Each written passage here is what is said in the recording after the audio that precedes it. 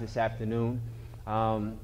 It is an honor to be able to stand here, and I'm grateful for this platform because now I have the opportunity to speak to some people who are from one, maybe two generations before me, and you can't tell me to be quiet. You have to listen now. This is a great opportunity for me because also this is a great chance for me to perform in an area where I grew up. Now, as it was said, I have inspired thousands of people, and I've spoken at a number of high schools, colleges, community-based organizations, and so on. But literally, this is the first time I have been given the opportunity to touch hearts in my own backyard of Roxbury. So thank you for this opportunity. I want to say happy Black History Month, right? Now, at moments, I feel as though I am obligated to celebrate and to highlight the accomplishments and successes of a group of people who have made life in this country livable for an entire human race. But other times, right, on the other hand, I feel as though when I highlight or celebrate those successes and accomplishments and I designate those acknowledgments to a single month, that something is wrong. I haven't always been conflicted by this matter. As a young child, I can remember when this month came close, I got excited because I knew that at that point, my teachers would make a more concerted effort to talk about and discuss people who look like me.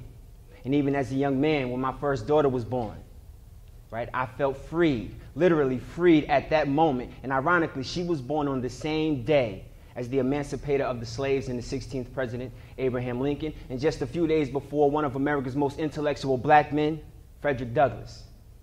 Douglass famously coined the phrase, "I will unite with anybody to do right and nobody to do wrong." The million-dollar question for me is, am I right or wrong for commemorating Black History Month? Admittedly, I can't answer my own question. My first hope is that those in the United States, Canada, and the United Kingdom who faithfully rejoice in Black History Month and celebrate these accomplishments and successes will continue to do so. My second hope is that those of us who oppose the idea of designating Black history to 1 month will continue to celebrate blackness on a daily basis while understanding why others may continue to memorialize the month. And if my hopes are granted, then there won't be a day before us that Black history isn't amongst us. So today I'm going to share a piece that I wrote for you guys, specifically for this affair. It is titled, "We Mustn't Forget." And as you know, today's theme is forward, remembering and preserving our past. This theme is already asking you guys to take some action steps, but I've never been the type to ask someone to take action, but not give them some guidance and leadership on how to get started. And so at the end of my deliverance, I'm going to give you guys 3 solid recommendations that are going to help you as you begin to attempt to remember and preserve. Are you guys with me so far? Yes or yes? Before I get started, we have to have a verbal agreement. We have to agree that there will be no gnats in this room this morning, this afternoon. And some of you are looking a little confused. You city-bred folks probably don't know what a gnat is. A gnat, right, by definition is any of many types of flying insect. Now, I know that there are literally no gnats in the room right now, but the thing I'm talking about is the person who is sitting on your left or your right, in front of you or behind you, who happens to be that gnat, right? There are moments when you might be engaged in the discourse around you. You might be fully connected to everything that I'm saying. And then that person on the right might do something like this. "Girl, did you see Love and Hip Hop last night? Yeah, yeah. Right? Or it might be the person on the other side of you who just can't resist digging in that bag of Doritos so they make this noise. And this is my favorite, the person who always happens, does this. "I'm at a presentation. I'll call you later." "No, I'm at a presentation. I'll call you later." We can hear you, and it's distracting.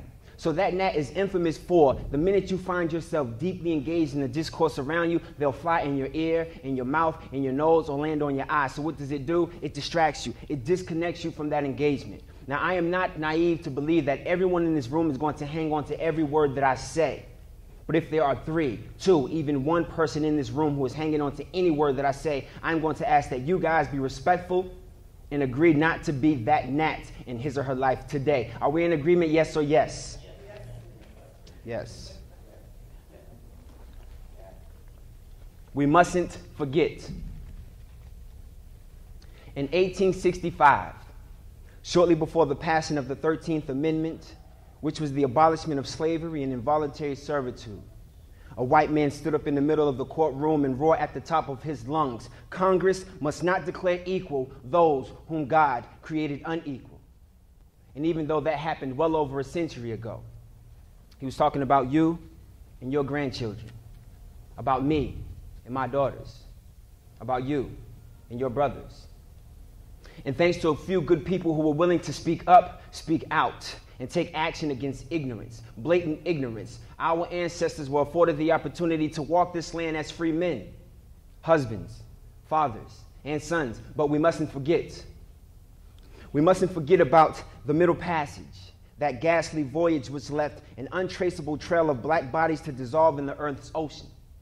We mustn't forget about those who stood on those auction blocks with chains on their necks, without shoes on their feet, just so we, their children, can one day fight to stand in line at a sneaker store, oftentimes with chains on our necks and ridiculous shoes on our feet. We mustn't forget those who worked their fingers to flesh on those plantations, picking cotton and tobacco, growing collard greens and tomatoes and yams, just so that we can settle for sending our children to McDonald's. We mustn't forget. We mustn't forget about the untold number of villages that were conquered, the black families who were divided, the men who were hanged from trees, the children who were kidnapped and then driven deeply into the mouth of the South, the beautiful black women and little girls who were beaten, raped, and stripped of every ounce of dignity that their spirits once radiated. We mustn't forget about those who continue to struggle for our rights. And of course, I'm not saying we need to continue to live in these moments. I'm just saying we mustn't forget. We mustn't forget about the 100,000 slaves who traveled the Underground Railroad, right? The network of secret routes, or the 25,000 who marched 12 miles a day from Selma, Alabama to its capital of Montgomery, just so we, their children, could subsist in the freedom from discrimination, equal opportunity for employment, education and housing, the right to vote, and equal access to public facilities. No, we mustn't forget. We mustn't forget about the 1954 Brown versus the Board of Education decision that declared segregation inherently unequal, which ultimately permitted me to sit next to a white girl, to share books with a white boy, and to be taught by a white woman.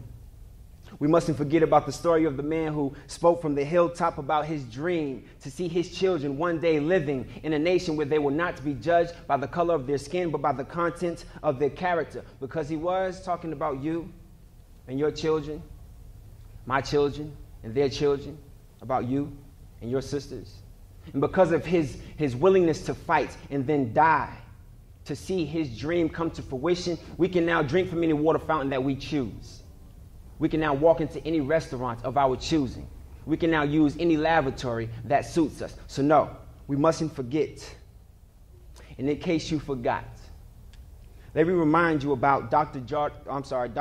Carter G. Woodson, Granville T. Woods, Ida B. Wells, Booker T. Washington, Madam C.J. Walker, Sojourner Truth, Paul Robeson, Jesse Owen, Harriet Tubman, Thurgood Marshall. I mean, really, must I go on? Fine. Nelson Mandela, Malcolm X, Shirley Chisholm, Marcus Garvey, Frederick Douglass, Bessie Coleman, and many, many, many more. Now, I may have forgotten a few names, but I haven't forgotten. No, we mustn't forget.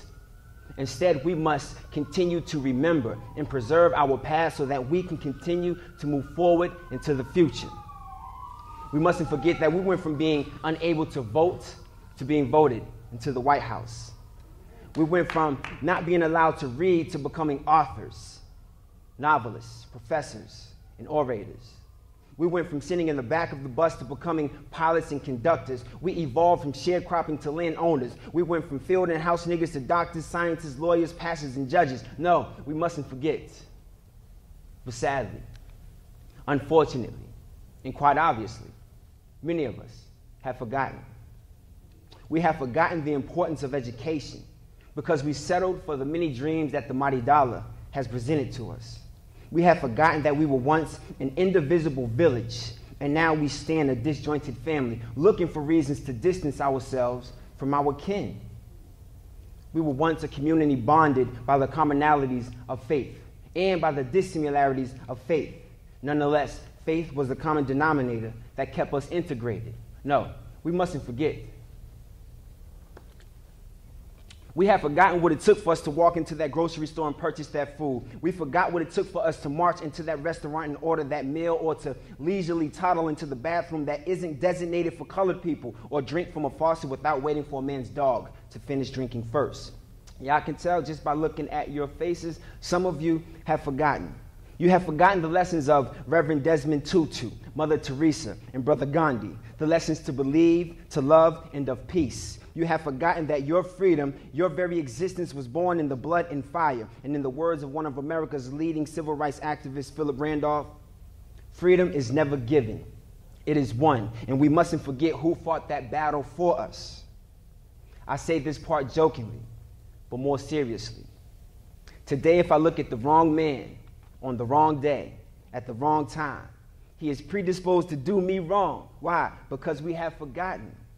We have forgotten how to put our differences aside and unite. We have forgotten that once upon a time, the variations in our accents is what drew us closer together. We have forgotten that the hoods, the so-called hoods that our young people are repping and dying for every day, resulted from the process called residential segregation, which was designed to divide and conquer and interrupt the unity of multiple communities. Yeah, we forgot.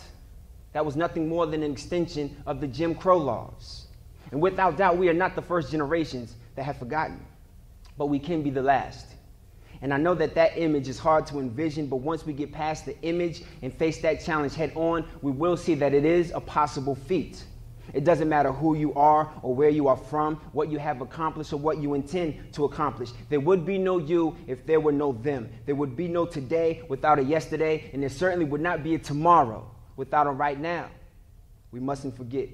Instead, we must remember and preserve our past so that you, so that we, and so that everyone that comes after us may continue to move forward.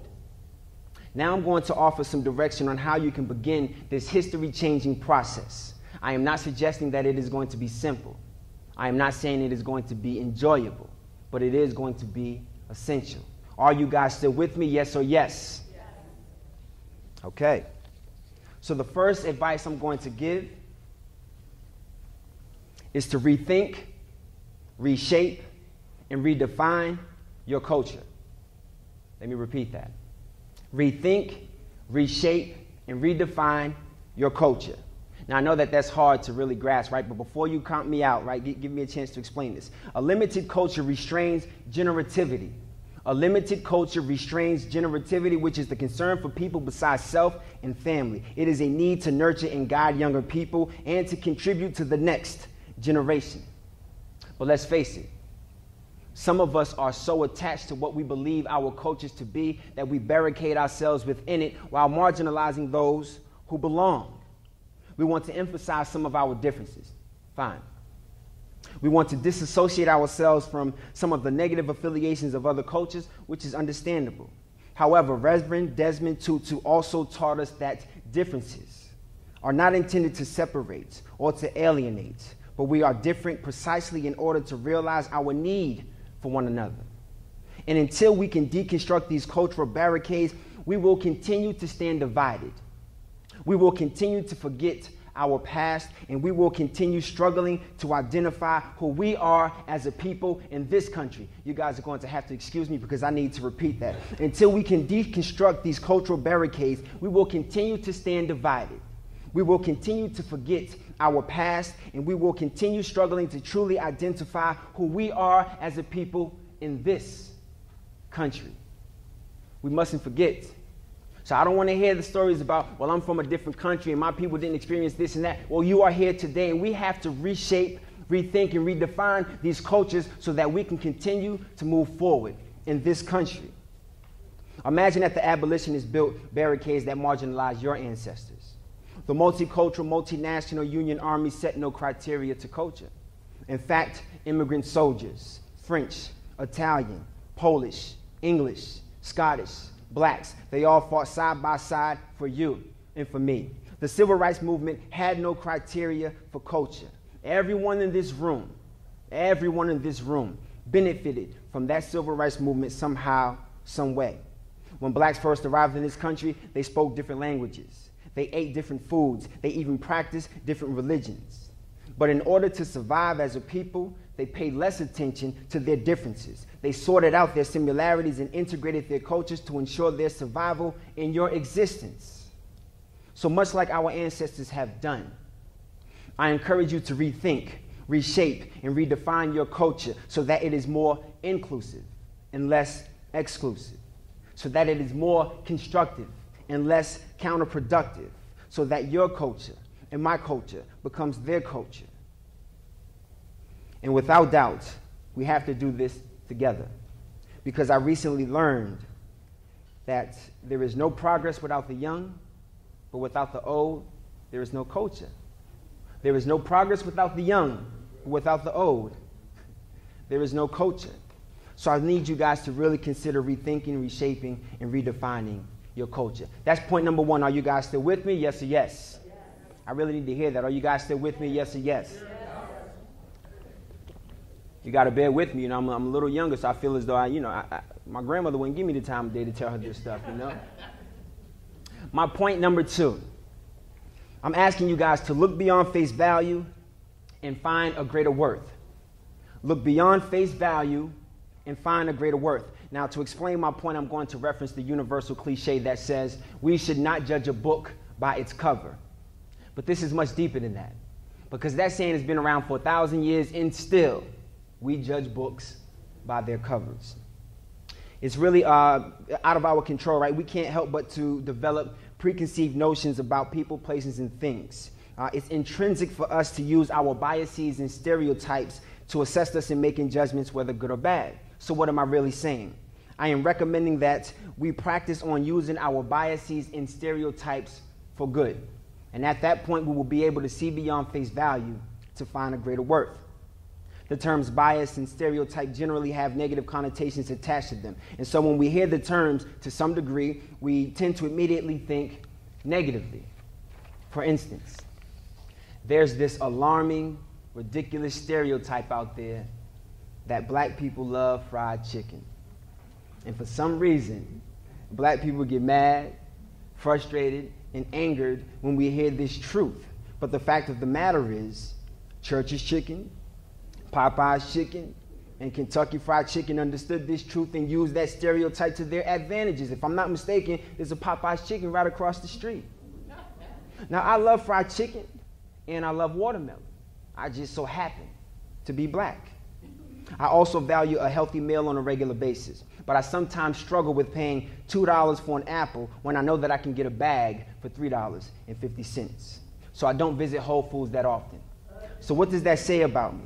Right? The negative-driven biases and stereotypes will lead some to believe that I am cheap or I could care less about my health, when actuality it is only true evidence that I am cost-effective. I am a man with a household and children to feed.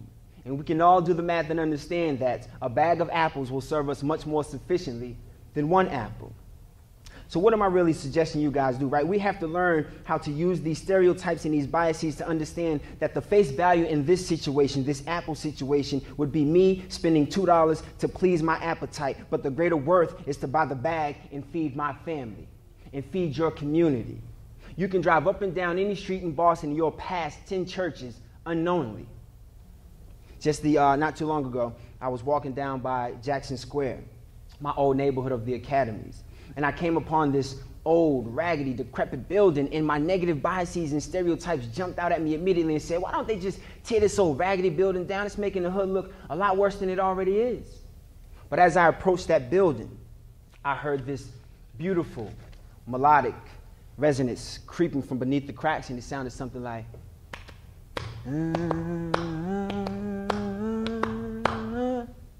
It was a church.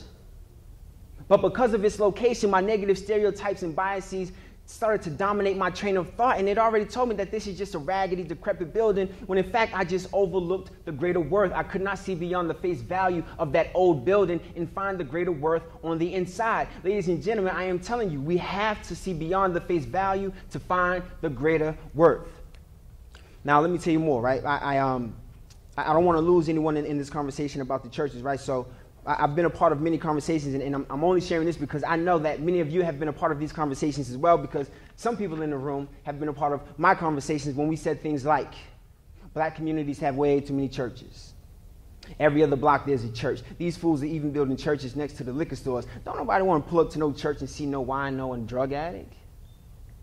That's our negative biases and stereotypical selves thinking like that. But if we think retrospectively, what better place is there to have a church than by a liquor store where the winos and the addicts hang out? If it is true that a church is the house of worship where people go to learn or to learn the word of God or repent for their sins, become baptized and then saved, then is it not ideal for a wino and a drug addict to see this building on a regular basis? If it is true that the church is where you go to pay your tithes, then is it not true that the wino's dime is equivalent to yours? If it is true that the church, the mosque, the synagogue, the kingdom hall, or wherever you go was designed to save and transform lives, then is it not true that the wino and the drug addict have lives that are worth saving and transforming? So again, I ask you, what better place to have a church? Perhaps, just maybe, if that wino or that drug addict continued to have a visual of that church and continued to hear those messages, even from a distance, then maybe one day he or she will see beyond the face value of the building and realize that there is a greater worth on the inside. And I challenge you guys not to get up and move when they come inside and sit next to you. Instead, I encourage you to use your stereotypes and your biases to try to understand their conditions so that you can play your role in supporting them. Trust me. I know I am young, but trust me, biases and stereotypes can be used as building blocks to bridge the gaps that tend to keep us divided. When used correctly, they help us to easily assess the face value of our alikeness while helping us to access the greater worth in our differences. They help us to assess the face value in our alikeness while helping us to access the greater worth of our differences. So please, see beyond the face value and find a greater worth. Are you guys still with me? Yes or yes? I can't hear you. Are you guys still with me? Yes or yes? Now, if we were in church, now y'all would be jumping up and yelling. I mean, come on. So my last and final piece of advice. It's my shortest piece of advice. Initially, it's going to sound like my easiest piece of advice, but it is probably going to be the hardest thing for us to do. And it is simple. Don't give up. Don't give up on yourselves. Don't give up on each other. And above all, don't give up on the fight. I can recall listening to another brother speak. His name is Eric Thomas, when he said, giving up is not in our DNA. So imagine if your ancestors gave up.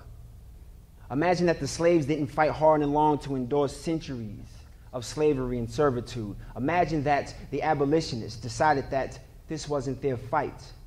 Imagine that your immigrant grandparents didn't work their entire lives just to come to this country to offer you guys better opportunities to live. Imagine that Charles Hamilton didn't initiate the Brown versus Board of Education case. Imagine that the fighters in the civil rights movement didn't see a future for their grandchildren, so they just quit and stopped fighting. Imagine. In my opinion, I don't, and no one in this room has the right to give up. And I know that some of our mothers abandoned us, and I know that some of our fathers were never in the picture. So for the sake of your own children, your siblings, your nieces, your nephews, please do not give up. You cannot give up. I know that you might not be the greatest in math or science and that reading isn't your forte, but we don't have the right to quit trying to do and be better. So many people have died and sacrificed it all just so we could walk into a school. So many people have given up everything, including their lives, just so we can read a book. And if you took the perspective of some of you who have been fighting for years to get your husband, your wife, your friend, your colleague, perhaps your tenant to join the church, but for whatever reason, they are showing you some reservations, right? You don't have the right to give up on that conversation. You weren't born in the church. It probably took most of you 25 plus years to find God, so give that person a little more time. Again, you don't have the right to give up on those conversations or those efforts because someone Someone somewhere never gave up on you. Now, I am proud to say that I am standing here today because I never gave up. God knows I have contemplated many, many times. There are 1,000 reasons that I can claim to why I have never given up, but the truth is, it is only because I have never forgotten. I haven't forgotten that little black boys who look like me never got the opportunity to freely live their lives because they were born at the wrong time and on the wrong side of the color line. I haven't forgotten the people who endured rocks, bottles, and bats up against their heads just so they could sit down in the classroom. And I haven't forgotten the millions of men like Nelson Mandela who committed themselves to prison just so they can one day see equal rights documented by the Constitution. And finally, I haven't forgotten that I am a descendant of slaves. I haven't forgotten that I am a descendant of slaves. Now, there might be someone in this room right now with the audacity to tell me that I need to grow up and forget. And I will kindly point out to that person, I mustn't forget. I will remember and preserve my past so that you can move forward. I mustn't forget. I will remember and preserve my past so that you can move forward. I mustn't forget. So I will remember and preserve my past so that you can move forward. No, we mustn't forget. We mustn't forget. Thank you for listening.